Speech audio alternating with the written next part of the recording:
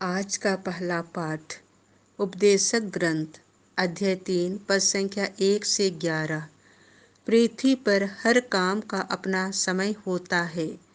पृथ्वी पर हर बात का अपना वक्त और हर काम का अपना समय होता है।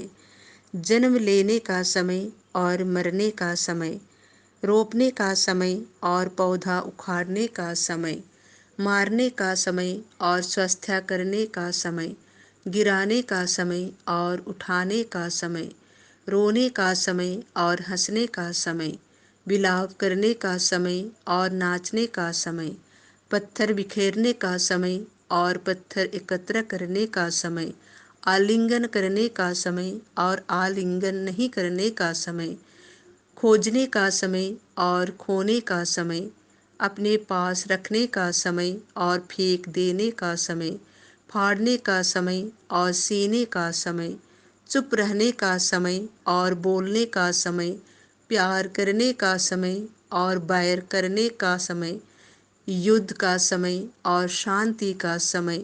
मनुष्य को अपने सारे परिश्रम से क्या लाभ। ईश्वर ने मनुष्यों को जो कार्य सौंपा है, मैंने उस पर विचार किया। उसने सब कुछ उपयुक्त समय के अनुसार बनाया है। उसने मनुष्य को भूत और भविष्य का विवेक दिया है, किंतु ईश्वर ने प्रारंभ से अंत तक जो कुछ किया उसे मनुष्य कभी नहीं समझ सका। संत लुकास के अनुसार पवित्र सुसमाचार अध्याय 9 पद संख्या 18 से 22। आप ईश्वर के मसीह हैं। मानव पुत्र को बहुत दुख उठाना होगा। किसी दिन प्रभु यीशु एकांत में प्रार्थना कर रहे थे और उनके शिष्य उनके साथ थे। यीशु ने उनसे पूछा, मैं कौन हूँ? इसके विषय में लोग क्या कहते हैं? उन्होंने उत्तर दिया, यूहन्ना बपतिस्ता।